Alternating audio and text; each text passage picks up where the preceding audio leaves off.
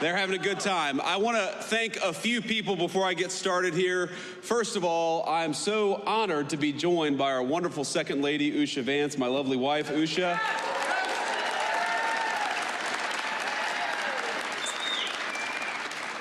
I want to thank our great Secretary of Labor, Lori Chavez DeRimmer, who's doing an amazing job, and she's focused on something that I think is very much close to the heart of our great workers here in Pennsylvania, which is this very simple idea that you ought to be able to raise a family and earn a good wage even if you don't go to college. We don't want to force everybody to go to college. We want to empower people who want to work with their hands to earn a good wage and do a good job, and she's fighting for that every single day. Lori's doing a great job.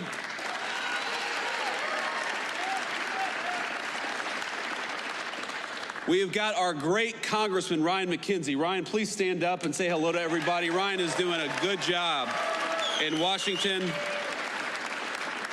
He's got a great heart for the people of this district. He's only been in town for a couple of years, maybe only a year now, right? That you've been in Congress. And you see it all the time. You see it with Democrats and Republicans. Sometimes people go to Washington and forget who they serve. Not Ryan McKenzie. You are very lucky in Pennsylvania to have one of the good ones, and Ryan is helping us every single day fight for American workers.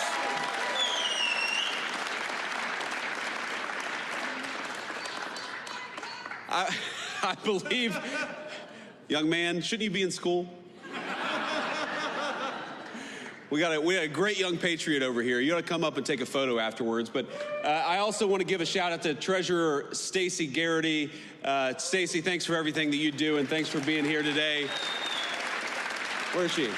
There we go. And of course, finally, to all the employees and the management, the good people of Uline for making it possible to be here. This is a massive facility, and I think that it speaks to what's going on in the United States of America under the past 10 months of Donald J. Trump's presidential leadership.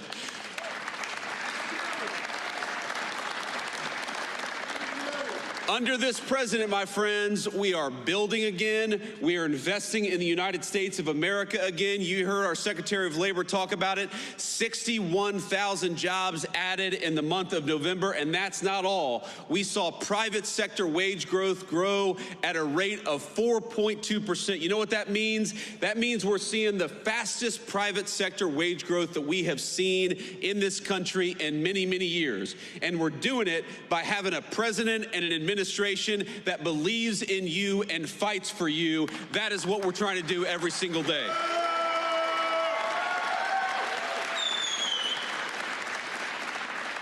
Now, I will say, as excited as I was to be here this morning, I remember when I got off the airplane, and it is cold.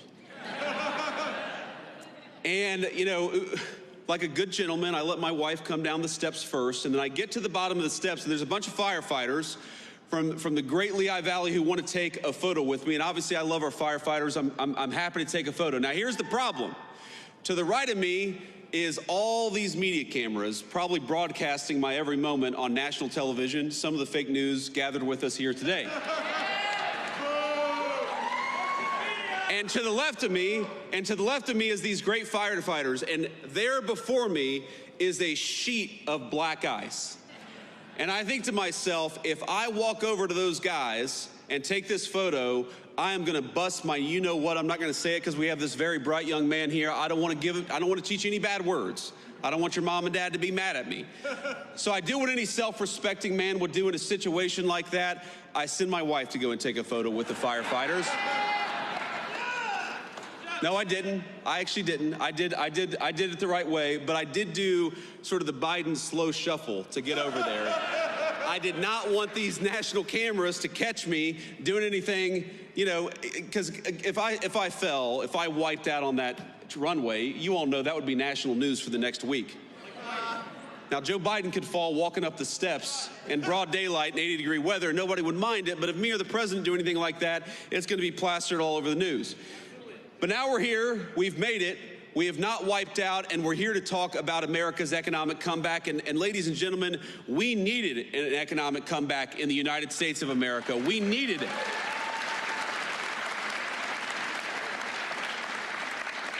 When we talk about all the wage growth, when we talk about all the people who are coming into the United States to invest in the American worker, we've got real money, real jobs, and real opportunity. What that means for the state of Pennsylvania is that in just the last 11 months, we're creating 60,000 good-paying jobs for Pennsylvania families, and we're bringing in, just in this one Commonwealth, $100 billion of new investment into this great place. That is real opportunity for the American people. That is real wage growth for the American people.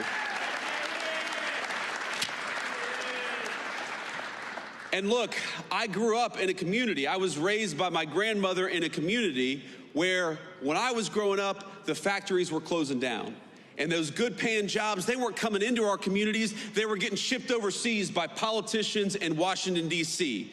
The President of the United States has set this entire administration on a different course. We are sick of rewarding companies that ship jobs overseas. We're going to reward companies that build right here in America and give Americans good wages to do it.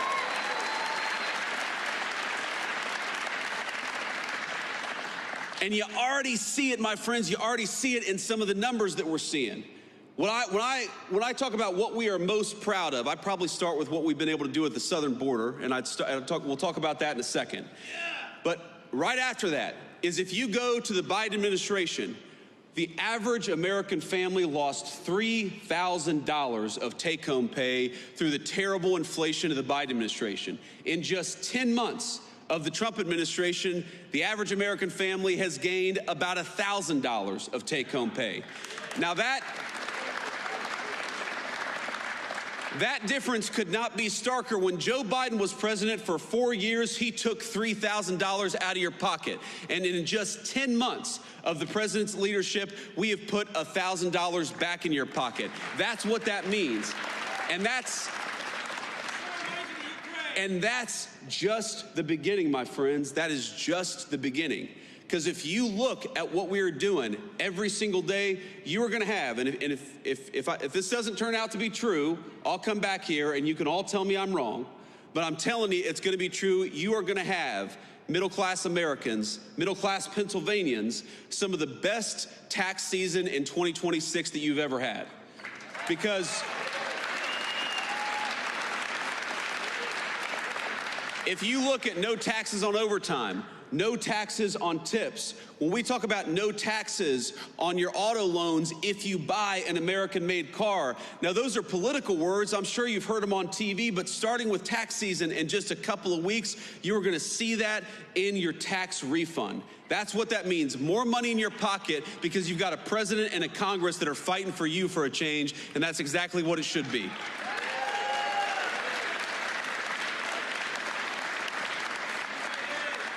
And I gotta say, I'm a little surprised. I'm a little surprised by when the Democrats talk all the time about affordability.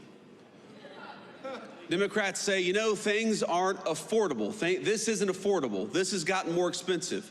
Drugs have gotten more expensive. Housing's gotten more expensive. And you know what? They're right, and it was because of them.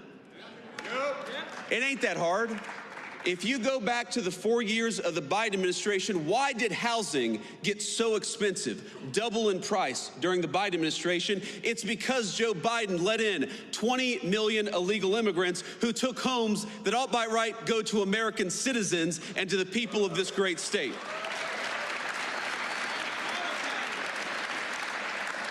When we talk about why did health care get so unaffordable during the Biden administration, it's because Joe Biden allowed prescription drug companies to take advantage of this country. You know, Europeans were paying way less for prescription drugs than our American citizens. It took Donald J. Trump to haul those pharmaceutical executives into the Oval Office and say, no more. Europe's going to pay more for drugs, and America's going to pay less for drugs because we got to fight for the American people for a change.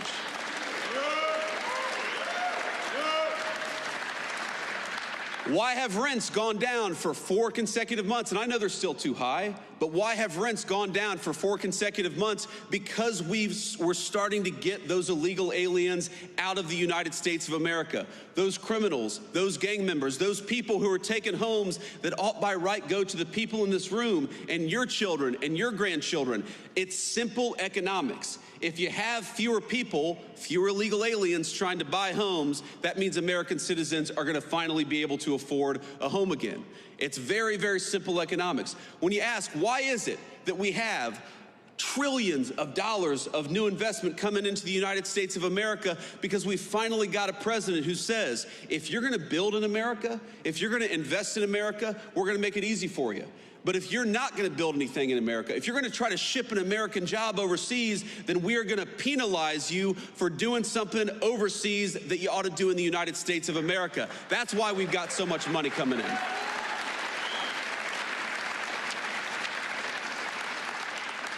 So if you look at every single affordability crisis that we talk about in the United States of America today, it's because we inherited a nightmare of an economy from Joe Biden. The highest peacetime debt and deficits in the history of the United States of America. That blows the door off inflation. The highest energy prices in the history of the United States of America. We are in one of the great energy regions in the entire world, not just in America, in the entire world. You know why energy prices are lower? You know why gas prices have come down so much? Because we finally got an American president who wants to invest in American energy and American workers instead of green energy boondoggles that are produced overseas. Thank you. So on all these things, my point, ladies and gentlemen, is that we are making progress. And I never forget where I come from. I never forget who I serve. And I know that there is so much more progress to be made. I remember my grandmother in times like this of the holidays. Of course, I think a lot of us remember the loved ones that we've lost. I remember my dear Mamaw, that's what I called her. And I was in a particularly hard math class in high school. And she said, what do you need to do well in this class? My grades weren't so good. And she went out, even though she could not afford even the essentials in life, she went out and got me a calculator, a very expensive calculator, so that I could do well in this math class. I remember what it feels like for American families when you have the government take $3,000 out of your pocket through higher taxes and higher inflation. I know what it's like for a woman who's trying to support a grandson but can't afford her prescription drugs because pharmaceutical companies are taking advantage of the United States of America. I remember what it's like when you have to choose between putting food on the table or getting the prescription that you need to stay healthy. And that is not a life that Donald Trump or I want for the citizens in the greatest country in the world. We want you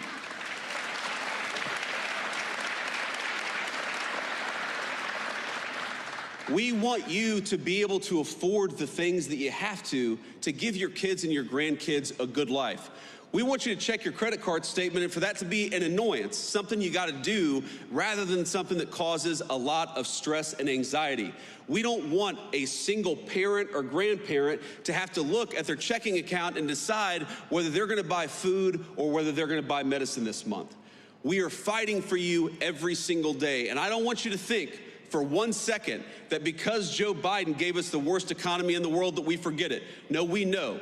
We know exactly what we were left with. We know exactly the consequences that it's caused for so many of our great families all across Pennsylvania. And I promise you, there is no person more impatient to solve the affordability crisis than Donald J. Trump, the President of the United States.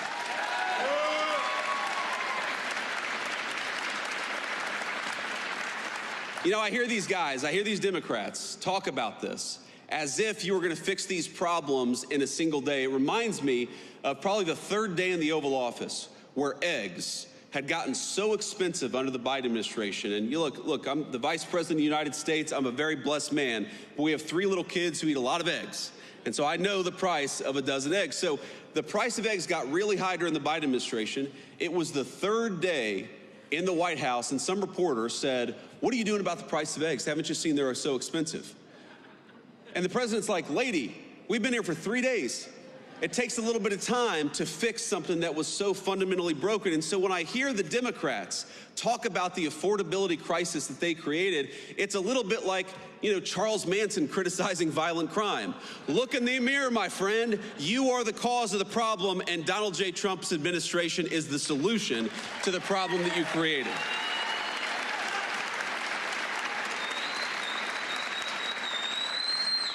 I want to say one more thing here, and then I want to take some questions from the reporters, and then we'll have to hit the road. But, this is such an amazing time to be in Pennsylvania. As much as I complain about the cold, and I do, as much as I almost busted my rear end on the tarmac today, I love being in the great state of Pennsylvania during this time of year. I love Christmas time. I love the beautiful trees. I love the snow on the hill. I love everything about this state this time of year. It reminds me a lot of my home state of Ohio for reasons that you all know well. But here's the thing. During this Christmas time, I think that we got to remember that we have a lot in the United States of America to be grateful for. And I am at the very top of the list of people who have a lot to be grateful for. I'm very grateful to my beautiful wife and our healthy kids.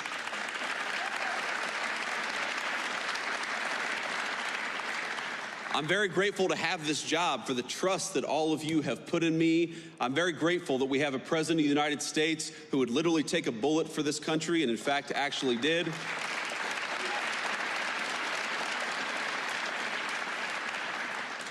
But I just ask all of you to count your blessings this holiday season, because there is a lot good out there. There's a lot that we're still working to fix. But I just wanted to say, from the President of the United States, from the entire administration, my friends in Pennsylvania, Merry Christmas to you. I hope your families have a Happy New Year. Thank you.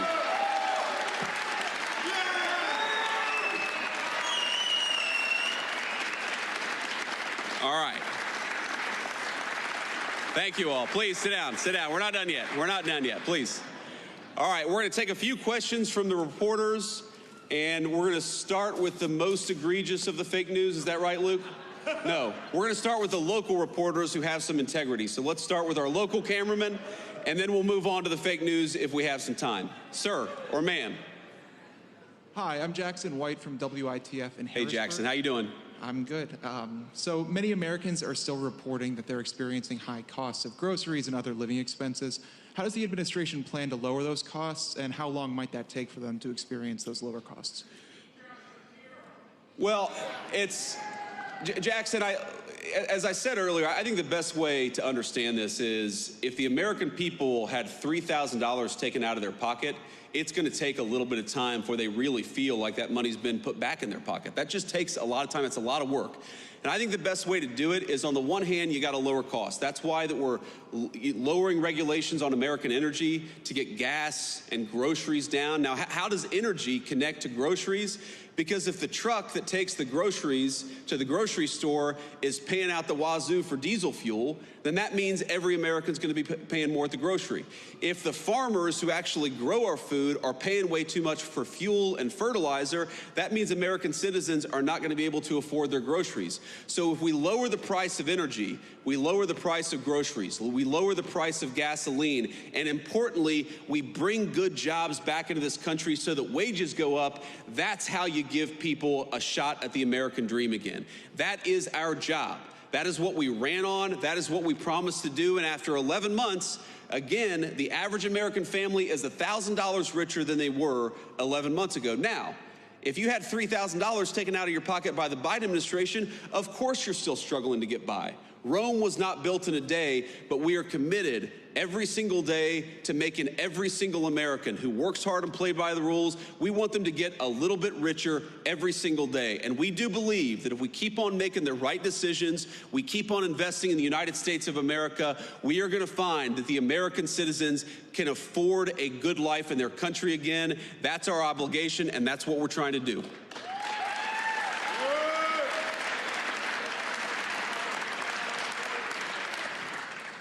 Good morning, Mr. Vice President. My name is Thomas Shortell. I'm a reporter with Lehigh Valley Public Media.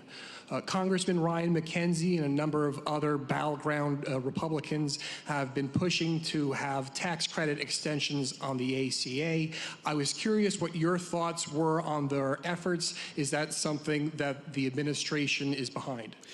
So first of all, just on healthcare costs, if you look at some of the worst healthcare costs for American citizens, the biggest drivers of increased healthcare costs, it is the cost of prescription drugs. It simply got way too high, and it got too high because we allowed other countries to take advantage of it. I'm talking about the same exact drug that would cost $300 in Great Britain or $250 in France would cost an American $5,000 or $10,000. We were subsidizing the entire world's prescription drugs, and no president had the courage to put a stop to it. And Ryan McKenzie has been very supportive on this. Nobody had the courage to put a stop to it until Donald J. Trump said no. We are done getting fleeced on pharmaceuticals. Europe has to pay up so that our great American citizens can pay less. That's the most important thing that we've done. Now, you are right that the health insurance market, the health insurance system is totally broken. It's been broken for 15 years, and we're working with Congress, both Democrats and Republicans, to come up with a solution.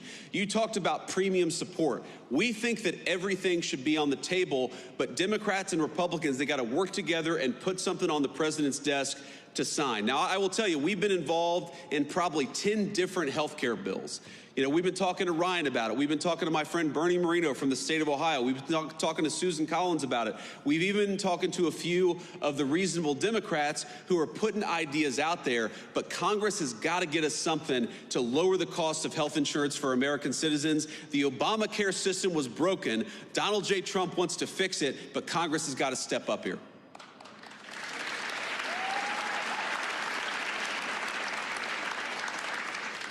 Mr. Vice President, thanks for taking my question. I'm Hannah Brandt from News Nation. As I'm sure you know, recent polling shows most Americans don't approve of how the Trump administration is handling the economy. I hear what you're saying, that it's going to take time to fix things, but the political reality is that the midterms are next year. Are you worried that affordability is a political liability for your administration and for Republicans? Look, I'm not worried about the politics because I believe fundamentally in the wisdom of the American people. When we go out there and we tell our story that gasoline and energy got way too high under Joe Biden's administration, but we've lowered the cost of energy, the American people will understand that. The American people know that. When we go out there and talk about the fact that the affordability crisis that happened under Joe Biden's administration made a lot of Americans poorer, and we're working every single day to put money back in their pocket, I think the American people will understand and agree with that. Of course, they're going to be the ones who make the final decision. But I feel very confident that if we keep wages high, we keep energy prices low, we keep on chipping away at the affordability crisis created by Joe Biden's administration, yes, I believe the American people are going to reward us because the American people are smart. They know Rome wasn't built in a day. They know what Joe Biden broke is not going to get fixed in a week. We got to stay with it. We got to keep on working on bringing good jobs and money back into the United States of America. And that it already has paid major dividends for the American people. It's going to pay a lot more in the year to come. Thank you.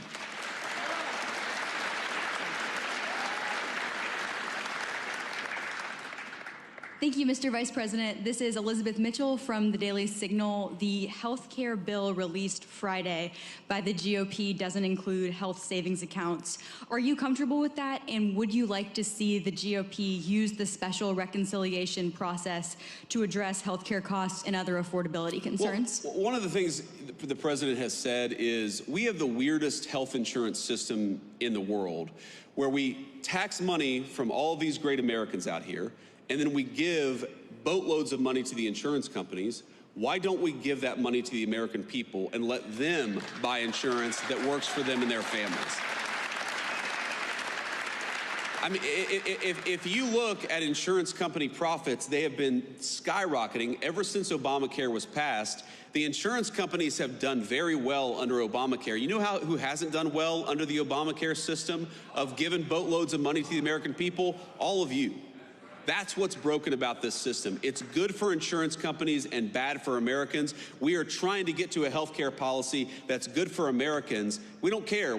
If the insurance companies do well, great. If they do poorly, that's their problem. We are here to fight for the American worker and make health insurance affordable for them. So we're going to keep on working at it. You mentioned one piece of legislation. I've probably read a dozen different pieces of legislation that are floating out there. Again, it's going to come to the point where Republicans and Democrats have to figure out what can be passed together. Of course, the president is going to drive a lot of that process. We're still reviewing some of these legislative texts as they come up. We believe that we can solve this problem. But again, the nature of our system, we're going to work with Congress to make sure we get something that's good for the American people through the Congress. Thank you.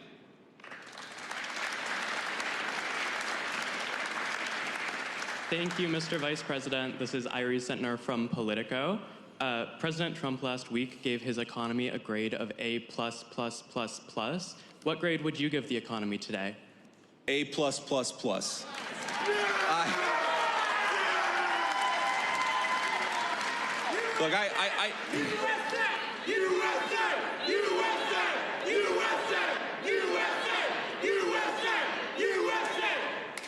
Look, Here's the simple fact of the matter. Again, you have to understand all of this stuff in context. You have to ask yourself, what has the Trump economy been able to build over the past 10 or 11 months, given what we inherited from the Biden administration? Ladies and gentlemen, we had the worst inflation crisis in 50 years in the United States of America under Joe Biden. We had the worst trade deficit in the history of the United States under Joe Biden. We had debt and deficits, the highest in the history of American peacetime in 250 years. What we have been able to do, higher wages, lower inflation, a massive amount of investment and money coming into the United States of America, that stuff is incredible. And that is something to be proud of. What I will say is that given how bad things got under the Biden administration, we're going to keep on working every single day to make sure that Americans feel the benefits of the Trump economy. I am certain that we've already seen great benefits for the American people, but we got a lot of rebuilding to do over the next 3 years, and the president is committed more than anybody to making sure that we do it.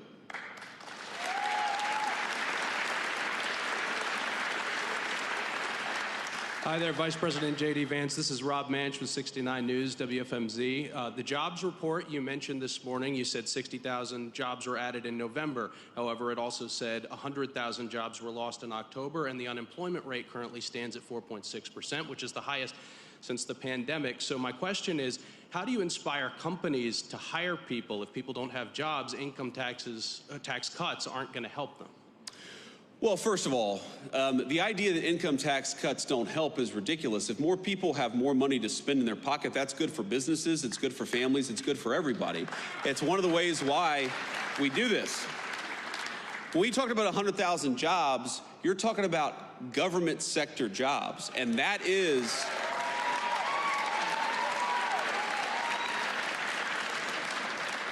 in a lot of ways the entire story of what we're trying to do under President Trump's leadership. We want to fire bureaucrats and hire these great Americans out here. That's what we're trying to do.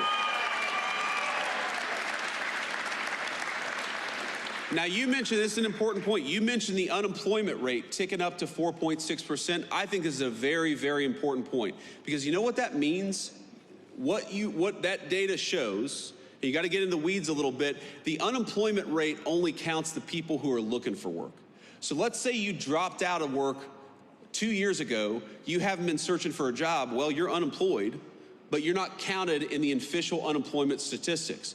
What you're seeing as wages go up, as more investment comes into our country, is that people who weren't looking for work under Biden's administration are getting out there and looking for work in the Trump administration. That's exactly what we want. We want to get people off the sidelines and give them a good job with good pay, and we're seeing a lot of evidence that that is happening under President Trump's leadership.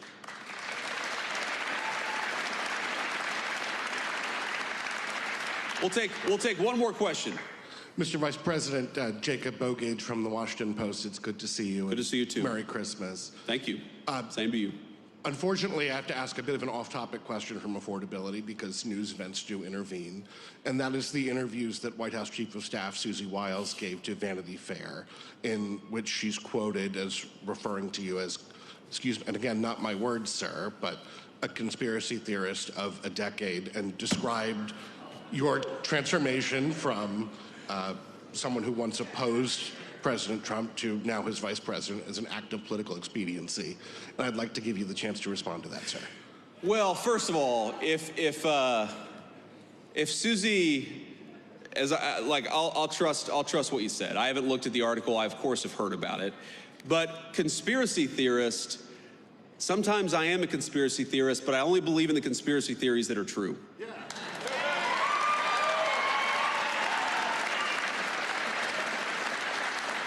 And by the way, Susie and I have joked in private and in public about that for a long time. For example, I believed in the crazy conspiracy theory back in 2020 that it was stupid to mask 3-year-olds at the height of the COVID pandemic, that we should actually let them develop some language skills.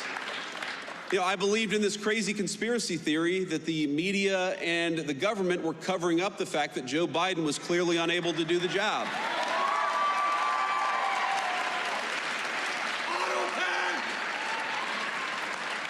And I believed in the conspiracy theory that Joe Biden was trying to throw his political opponents in jail rather than win an argument against his political opponents. So, at least on some of these conspiracy theories, it turns out that a conspiracy theory is just something that was true 6 months before the media admitted it. And that's my understanding. Now, look, I do want to say something about Susie, though, because, again, having not read this article, Susie is a person I've come to know very, very well. And, you know, a lot of you probably ask yourself, what is it like behind the scenes? What's going on, actually, behind the scenes of the Trump administration? And I'll tell you, the president is exactly in private who he is in public. Like, I'll tell you a little story. Maybe a week or so ago, I walk into the Oval Office, and Marco and I are sitting there talking with the president about something. He says, stop. And he looks at our shoes and says, you guys have terrible shoes. So he goes and gets a shoe catalog. And remember, this is the Christmas season, so the president's got some holiday cheer. He goes and gets a shoe catalog and gets his favorite shoes and orders like 4 pairs of shoes for me and 4 pairs of shoes for Marco, because he's like, you know, we need our vice president or secretary of state to look their very best. And, you know, then we went back to talking about whatever major, you know, international issue we were talking about. Again, he is exactly in private who he is in public. That's not true of most people in Washington, D.C. It's not. And I've seen so many people who will say one thing to the president's face, Democrats and Republicans, and then will do the exact opposite behind the scenes. You know why I really, you know what they are, and you know why I really love Susie Wiles? Because Susie is who she is in the president's presence. She's the same exact person when the president isn't around. I've never seen Susie Wiles say something to the president and then go and counteract him or subvert his will behind the scenes. And that's what you want in a staffer. Because as much as I love Susie, the American people didn't elect any staffer. They elected the President of the United States. And what you want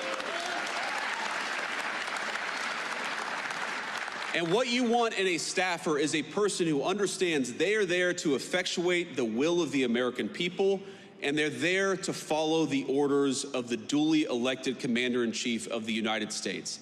And Susie Wiles, we have our disagreements. We agree on much more than we disagree, but I've never seen her be disloyal to the President of the United States, and that makes her the best White House Chief of Staff that I think the President could ask for.